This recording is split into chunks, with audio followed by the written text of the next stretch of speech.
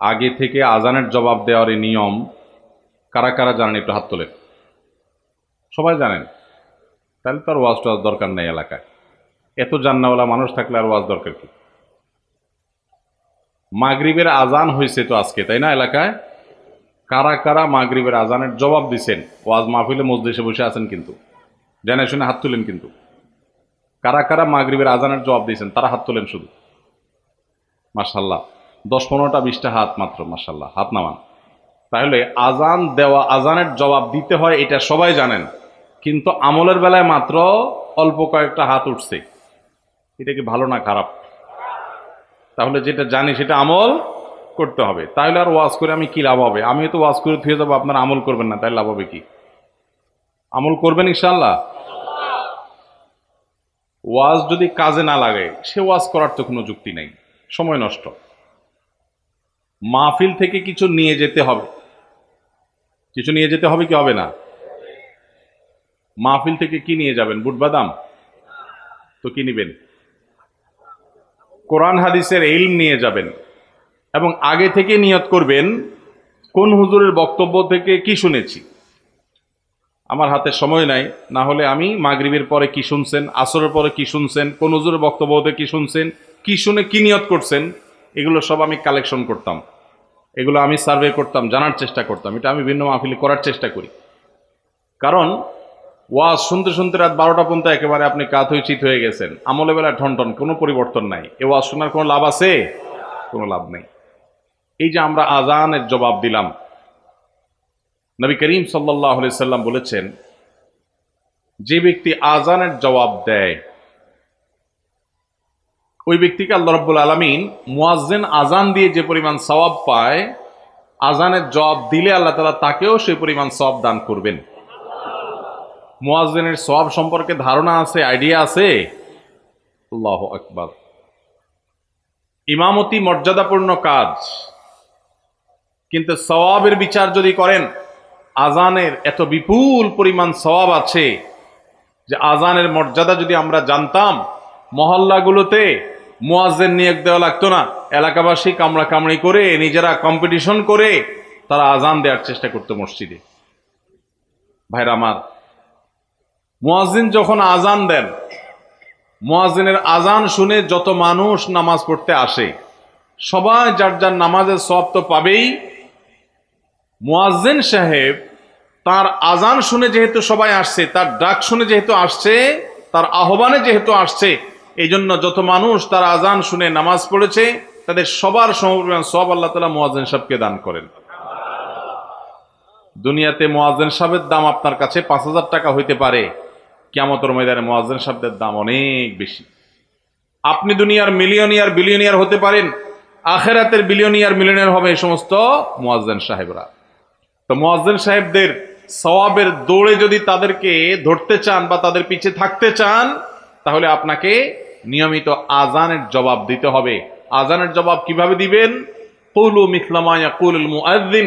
সহিহ মুসলিমে নবী করিম সাল্লাল্লাহু আলাইহি সাল্লাম আজানের জবাব দেয়া শিখাইছেন। কিভাবে আজানের জবাব দিবেন? আজানের জবাব দেওয়া দুই ভাবে, এক হলো মৌখিক ভাবে, আর এক হলো আচরণিক ভাবে। আচরণগত ভাবে কিভাবে? মুয়াজ্জিন বলেছে হাইয়া আলাস সালাহ, সালাতের দিকে আসো, আপনি সব কাজ কাম ফেলে সালাতে চলে গেলেন। এটা হলো আসল জবাব আজানের, এটা হলো আচরণগত জবাব, আমলি জবাব। আর মৌখিক জবাব কোনটা? মুয়াজ্জিন যা যা বলে আপনিও তা তা বলবেন। মুয়াজ্জিন আল্লাহু আকবার বলে শেষ করলে আপনি আল্লাহু আকবার বলবেন। মুয়াজ্জিন আশহাদু আল্লা ইলাহা ইল্লাল্লাহ বলে শেষ করলে আপনিও আশহাদু আল্লা ইলাহা ইল্লাল্লাহ বলবেন। মুয়াজ্জিন যখন আশহাদু আন্না মুহাম্মাদুর রাসূলুল্লাহ বলবে, আপনি তখন কি বলবেন? এক ভাই বলছে সাল্লাল্লাহু আলাইহি সাল্লাম। আপনারা এটাতে কারা কারা ভোট দেন? হাত তোলেন। নাই, ভোট নাই এটার পক্ষে। আচ্ছা, তাহলে এবার কথা শুনেন, মনোযোগ দিয়ে শুনেন। মুয়াজ্জিন যখন আশহাদু আন্না মুহাম্মাদুর রাসূলুল্লাহ বলে, তখন আমরা আশহাদু আন্না মুহাম্মাদুর রাসূলুল্লাহই বলবো। কারণ নবী করিম সাল্লাল্লাহু আলাইহি সাল্লাম নিজে শিক্ষা দিয়েছেন, ওই যে সহিহ মুসলিমের হাদিস, তিনি বলেছেন মুয়াজ্জিন যখন আশহাদু আন্না মুহাম্মাদুর রাসূলুল্লাহ বলে, নবীজি বলেছেন ওইটা শোনার পর তোমরাও বলবে আশহাদু আন্না মুহাম্মাদুর রাসূলুল্লাহ। তাহলে আজানের জবাব দিতে নবী করিম সাল্লাল্লাহু আলাইহি সাল্লাম যেভাবে শিখিয়েছেন সেভাবে দেব নাকি মন মতো দেব? মন মতো দিলে কি সওয়াব হবে? এখন প্রশ্ন হলো, নবীজির নাম শুনছি তো দুরূদ পড়বো না? উত্তর হলো অবশ্যই পড়বো। সেটা হবে আজানের শেষে, সেটা হবে আজানের শেষে। তাহলে আশহাদুন্না মুহাম্মদ রাসূলুল্লাহ যখন বলবো তখন আমরা আশহাদুন্না মুহাম্মদ রাসূলুল্লাহই বলবো।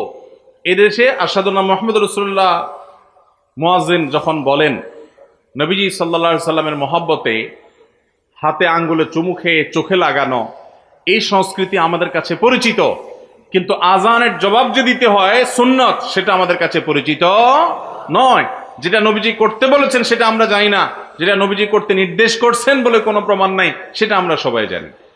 এই জন্য সঠিকটা আমাদের জানতে হবে এবং আমল করতে হবে। আজানের জবাবে হাইয়া আলাস সালাহ হাইয়া আলাল ফালাহ যখন বলবে তখন শুধুমাত্র বলতে হবে কি, লা হাওলা ওয়ালা কুওয়াতা ইল্লা বিল্লাহ। লা হাওলা ওয়ালা কুওয়াতা ইল্লা বিল্লাহ কেন বলতে হয়? এর রহস্য আছে। রহস্য হলো, মুয়াজ্জিন যখন বলে হাইয়া আলাস সালাহ, তোমরা সালাতের দিকে আসো, নামাজের দিকে আসো, মুয়াজ্জিন যখন বলে হাইয়া আলাল ফালাহ, তোমরা সফলতার দিকে আসো, তখন আমরা বলি লা হাওলা ওয়ালা কুওয়াতা ইল্লা বিল্লাহ, যার অর্থ হলো কোনো ভালো কাজ করার ক্ষমতা, কোনো মন্দ কাজ থেকে বেঁচে থাকার ক্ষমতা আল্লাহ তৌফিক না দিলে কারোর হয় না। এই জন্য আমি নামাজে যাওয়ার নিয়ত করলাম, ভালো কাজ যাওয়ার নিয়ত করলাম, কিন্তু সেই সাথে এই বাক্য উচ্চারণ করার মধ্য দিয়ে আল্লাহর যে একচ্ছত্র ক্ষমতা সেটা স্বীকৃতি দিলাম এবং প্রকারান্তরে আল্লাহর কাছে সাহায্য চাইলাম যে আল্লাহ তৌফিক দিলে আমি যাব নামাজ। এই জন্য হাইয়া আলাস সালাহ হাইয়া আল ফালাহ বলার সময় লা হাওলা ওয়ালা কুওয়াতা ইল্লা বিল্লাহ পড়তে হয়। এরপর আল্লাহু আকবার লা ইলাহা ইল্লাল্লাহ বলার সময় আবার যা আছে তা আল্লাহু আকবার আল্লাহু আকবার লা ইলাহা ইল্লাল্লাহ। এইভাবে আজানের জবাব দিতে হয়। আজ থেকে আজানের জবাব দেব তো ইনশাআল্লাহ। এখন প্রশ্ন হলো, এক এলাকায় এই যে অনেকগুলো আজান চলছে, আমরা কয়টার জবাব দেব? এই যে আমরা আজকে কোনটার জবাব দিলাম? সবচেয়ে কাছের যেটা আমি শুনতে পাইলাম, সবচেয়ে নিকটবর্তী যেটা আমি শুনতে পাইলাম এটা দিলাম। এখন এটা দিয়ে শেষ করার পর যদি আরেকটা শুরু হয়, যদি সময় থাকে সুযোগ থাকে ওইটারও জবাব দিলেন, আর সুযোগ না থাকলে নাই, আপনার এলাকারটা কাছেরটা আপনি জবাব দিলেন। আজ থেকে আমলটা করবেন তো ইনশাআল্লাহ? কারা কারা সত্যি করার নিয়ত করছেন হাত তোলেন। আল্লাহ আপনি সব হাতগুলোকে কবুল ও মঞ্জুর করেন। আল্লাহ আমারে ভাইদেরকে আমল করার তৌফিক দান করেন, মরণ পর্যন্ত আজানের জবাব দেওয়ার তৌফিক দান করেন। শুধু মুখের জবাব নয়, শারীরিক জবাব, মসজিদে উপস্থিত হয়ে জবাব দেওয়ার তৌফিক দান করেন। মাশাআল্লাহ। আজান যেহেতু হচ্ছে, আমরা একটু আজানের জবাব দেই। আজানের জবাব দেওয়া জানা আছে তো? মুয়াজ্জিন যা যা বলে সাথে সাথে বলতে হবে। এই যে আজানটা কাছাকাছি, এখান থেকে শোনা যাচ্ছে আল্লাহু আকবার আল্লাহু আকবার আল্লাহু আকবার আল্লাহু আকবার।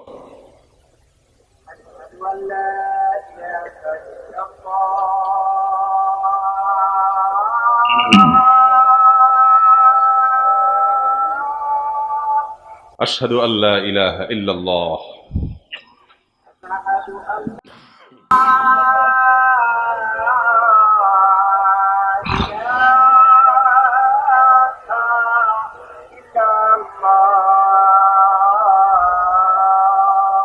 আশহাদু আল্লা ইলাহা ইল্লাল্লাহ।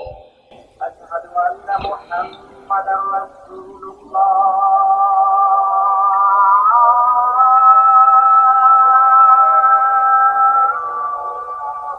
আশহাদু আন্না মুহাম্মাদার রাসূলুল্লাহ। আশহাদু আন্না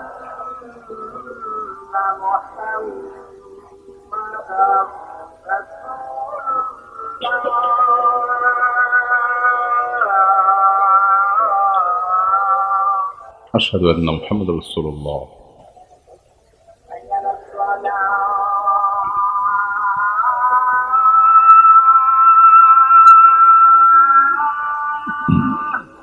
লা হাওলা ওয়ালা কুওয়াতা ইল্লা বিল্লাহ। হাইয়া আলাস সালাহ।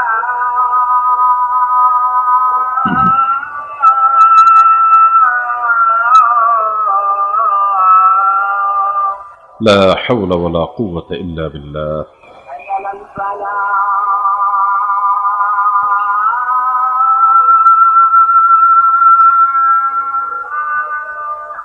লা হাওলা ওয়ালা কুওয়াতা ইল্লা বিল্লাহ। হাইয়া আলাস সালাহ।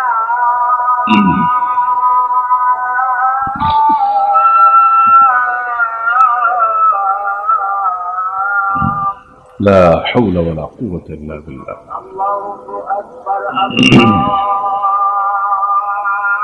আকবার।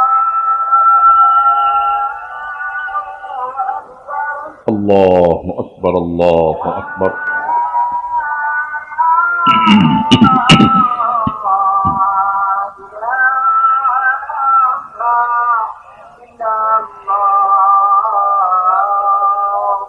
لا إله إلا الله. اللهم صل على محمد وعلى آل محمد. اللهم رب هذه الدعوة التامة والصلاة القائمة آت محمدا الوسيلة والفضيلة وبعثه مقاما محمودا الذي وعدته. এই একটা আমল যদি আজকে জীবনের তরে সাথে নিয়ে যেতে পারেন ভাই, বাস মাহফিল সাকসেস, এই আয়োজন সাকসেস।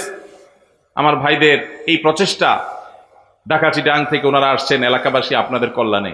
এই মাহফিল থেকে আপনারা চাঁদা তরি কি ওনাদেরকে দিবেন? টাকা পয়সা কোনো খাওয়াবেন দাওয়াবেন? কোনো কিছুই না। তাহলে এলাকাবাসীর কল্যাণে তারা ঈদগাহ, মসজিদ, মাদ্রাসা, মাহফিল, অন্যান্য আয়োজনগুলো করছেন। আমরা যদি সেগুলো থেকে কিছু গ্রহণ করি তাহলে তাদের আয়োজন সার্থক হবে। আর যদি শুধু কানসুক করে চলে যান, যা বলেন ওয়াজ একটা শুনছি আজকে, উল্টে ফেলাইছে একেবারে ওয়াজ করে, কি শুনছেন তার কোনো খবর নাই।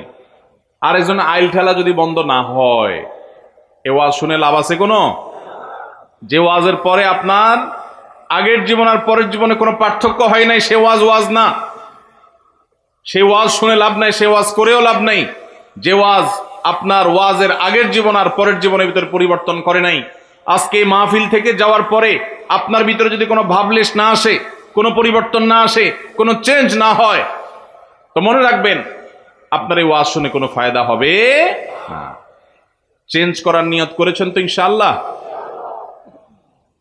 হেরামাত, এই যে দূর দূরান্ত পর্যন্ত মাইক লাগানো, রাস্তায় আলেমদের সামনে গাড়ির বহন নিয়ে, বাইকের বহন নিয়ে আসা, এগুলোর বিরুদ্ধে আমি বললাম। যুবক ভাইরা, এগুলোর মধ্যে আপনাদের জন্য বার্তা আছে। 2-4 জন বন্ধু বান্ধব একসাথে হলেই শরীরে একটু ভাব আসে, আসেনি? 5-6 জন বন্ধু বান্ধব নিয়ে যখন মার্কেটে যান, বাজারে যান, রাস্তা দিয়ে চলাফেরা করেন, কলেজ থেকে আসেন, তখন শরীরে একটা ভাব আসে, আসে। এই ভাবের চোটে তখন ধরাকে সরা মনে করে অনেকে। চুন থেকে নুন খসলেই এই বেটা এদিকে আয়, আছে না নাই? মাস্তানি করে ছোট লোকে, বিনয়ী হয় বড় লোকে। টাকা পয়সা দিয়ে মানুষ বড় লোক হয় না, বড় লোক হয় আচার আচরণ আর কাজ কাম দিয়ে। আপনি কি বড় ঘরের মানুষ নাকি ছোট লোক, এটা আপনার আচরণ দ্বারা প্রমাণ হবে। আপনি যদি মাস্তানি মাতবরি করেন, মনে রাখবেন পৃথিবীতে কুকুরের চাইতে বড় মাস্তান কম আছে। কুকুর দেখবেন আপনার মতো 2-4 জন বন্ধু লাগে না, একা একাই হুদাই চিল্লায় দেখবে, ঠিক না ঠিক? আপনার ঠেলার চোটে রিক্সাওয়ালা টিকতে পারে না, গরিব মানুষ টিকতে পারেন না, অসহায় মানুষ টিকতে পারে না। গায়ের জোরে একটু দুর্বল হয়েছে বেচারা, চুন থেকে নুন খসছে, ডেকে এনে চাপ থাপ্পড় দিয়ে বসেন, ঘুষি দিয়া বসেন, গালি দিয়া বসেন। কিয়ামতের ময়দানে এই লোক, আল্লাহর শপথ করে বলি, এই লোক হাজির হয়ে যাবে এবং আপনার এই অপব্যবহার, আপনার এই দুরাচরণের জবাব সেদিন দিতে হবে, বিচার সেদিন হবে। আল্লাহ তাআলা বলেছেন, ওমাই ইয়ামাল মিসকালা যাররাতিন শাররান ইয়ারাহ, যারা পরিমাণ খারাপ কাজ করবেন মুখোমুখি হইতে হবে তার পরিণামে। এই জন্য মাহফিল থেকে শিক্ষা নিয়ে যাব যে কোনোদিন কাউকে কষ্ট দেব না ইনশাআল্লাহ, কারোর কষ্টের কারণ হব না ইনশাআল্লাহ, কোনোদিন কারোর কষ্ট দেব না। পারলে উপকার করব, না পারলে চুপ থাকবো। শরীরে ভাব আসলে নিজের মনকে বলবো, এ ভাব দূর হইতে সময় লাগবে না, দূর হইতে সময় লাগবে। এই জন্য বিনয়ী হয়ে চলবো তো ইনশাআল্লাহ। এলাকা সুন্দর হবে, দেশ সুন্দর হবে যদি আমাদের আচরণ সুন্দর হয়। আমাদের যুবকরা যদি সমাজমুখী কাজ করে, আমাদের যুবকরা যদি সমাজের জন্য ভালো কাজ করে, মাস্তানি, গুন্ডামি এবং গায়ের জোর খাটায়া দুর্বলদের উপরে জুলুম যদি না করে, তাহলে দেশ সুন্দর হয়ে যাবে। আমাদেরকে সুন্দর দেশ গড়তে হলে অনেক বেশি কিছু করতে হবে না। আমরা যদি সবাই সবার অধিকারগুলো দেয়া শুরু করি, কেউ যদি কারো কোনো কষ্টের কারণ না হই, কারোর সাথে মাতবরি, সরদারি, গুন্ডামি এবং গায়ের জোর খাটানোটা না করি, তাহলে এই দেশ এমনি স্বর্ণের দেশ হয়ে যাবে ইনশাআল্লাহ। আমরা মুসলমান, ওয়াজ শোনার ব্যাপারে উস্তাদ। হাজার হাজার যুবক ওয়াজ শুনে ঘন্টায় ঘন্টা বসে, মাগার যুবক ওয়াজের উপরে আমল করার প্রশ্ন আসবে যখন পাবলিক বাসে উঠছেন 4-5 বন্ধু মিলে, ডাকছেন কন্ট্রাক্টরকে ভাড়া নেওয়ার জন্য, একবারের বেশি 2বার ডাকছেন, বেচারা শুনে নাই, অন্য মনস্ক ছিল। এরপরে ডাইকায় না, কলার ধরে বলছেন, এই বেটা কথা কানে যায় নাই, এরপর দিলেন 2-4টা চটকনা। এইটা যদি হয় তাহলে আপনার এরকম শত শত ওয়াজ মাহফিলে শুয়ে গড়াগড়ি খাইলেও 2 পয়সায় কোনো লাভ হবে।